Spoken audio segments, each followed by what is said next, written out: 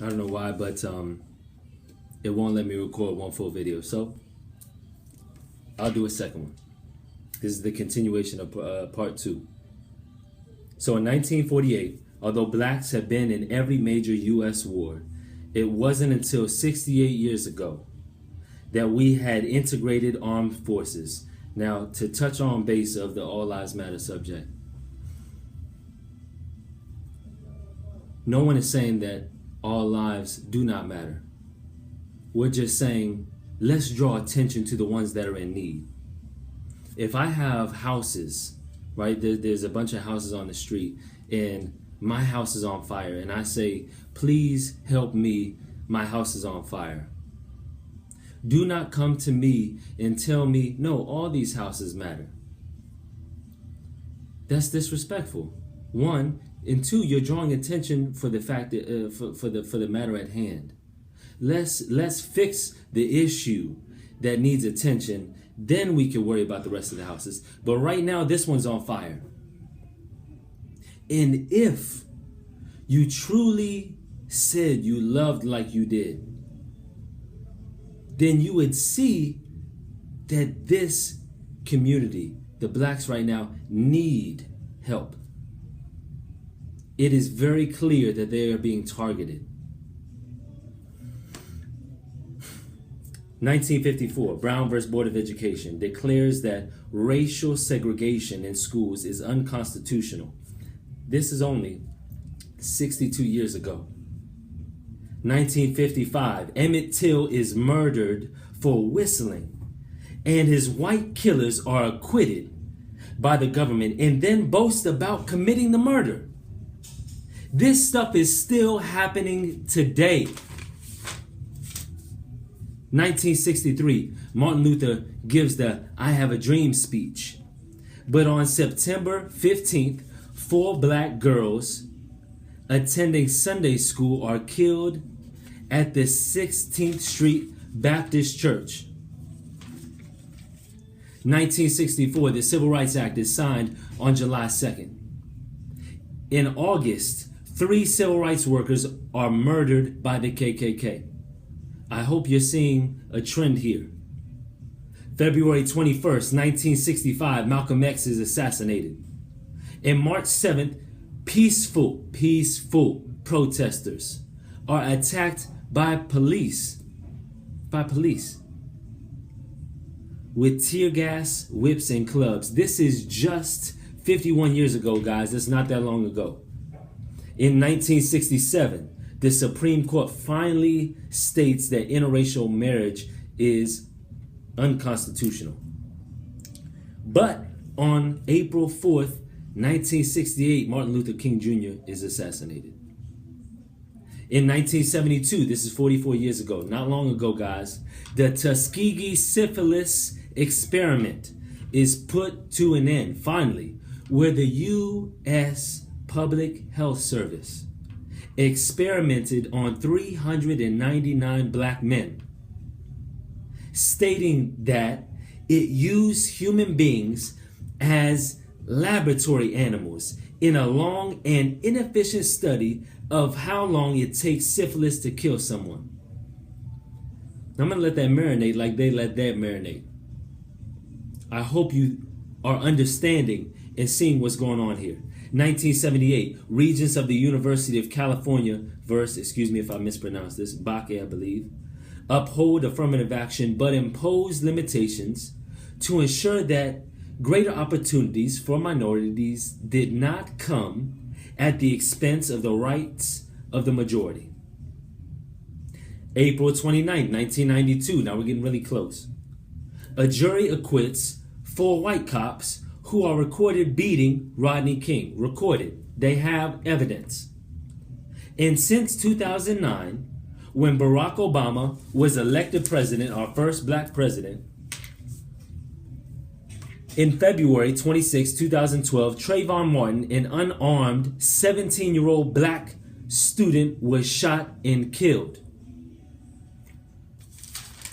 Now, all the names I'm about to read here, every person that's been killed, their killer has been acquitted by the U.S. government. August 9, 2014, Michael Brown, an unarmed 18-year-old, was shot and killed. In July, Eric Gardner was choked to death. July 13, 2015, a 28-year-old black woman is hung due to a minor traffic violation. And not to mention, Katherine Johnston, excuse me if I mispronounce any of these, Sean Bell, Rekia Boyd, Amadou Diallo, Kamani Gray, Kenneth Chamberlain, Mr. McGill, Tamir Rice, Aisha Stanley, and now Alton Sterling is shot 6 times and killed despite being pinned to the ground. Hands pinned, both hands pinned, by 2 officers, and never pulled out his gun. And Philando Castile, who had a permit, no record, and is killed in front of his girlfriend and his 4-year-old daughter. When I saw Alton Sterling's son weep for his father on TV, I busted into tears. What if that was your son? What if you died? What if that was you weeping because your father was killed? What must we do to demand change? It is very clear racism, prejudice, and profiling are still very much a part of America. Although my first reaction is like that of Malcolm X. I was probably a very strange child, or unique to a lot of you that in white America that might not be able to understand the plight of a minority. I grew up in Landover, Laurel, PG County area, and I was the only white child at an all-black school. So I had the unique ability to experience a little bit of what it's like to be a minority. And as much as I would like to demand equality and justice by any means necessary, I know that Martin Luther King Jr. was such a pivotal part in the change because he knew that love allowed reconciliation. Love allows unity. Love conquers all. But it takes 2 to tango. What if I told you America didn't love you? I'm not saying that all cops are corrupt, and certainly not all cops are white. But it is clear that blacks are a target. All whites are not racist. If you didn't know, I'm white. But white supremacy is still alive. So what must be done? First, a change in the media's depiction of blacks has to stop.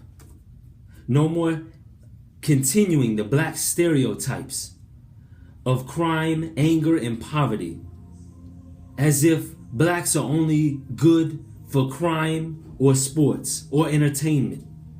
That is not the case. Stop that. Secondly, the victim mentality must be aborted. Now I'm speaking to blacks here. No more relying on the dependency that you are not in control of your life, because that's what the victim mentality teaches. It teaches you to fall back on the dependency of another because you feel as if you're not in control of your life, as if somebody is holding their hand over your life and you're the puppet and they have the strings. The man does not determine your fate. Hold your head up and act like the kings and queens of Africa, the descendants of the Moors, the children of the motherland, that I've so fondly grown to hear a lot of pro-black people over the years. And be the originators of the species that you are. It's true that blacks have the dominant gene. So truthfully, we are all just shades of black. Why not stand up and love our black brothers and sisters.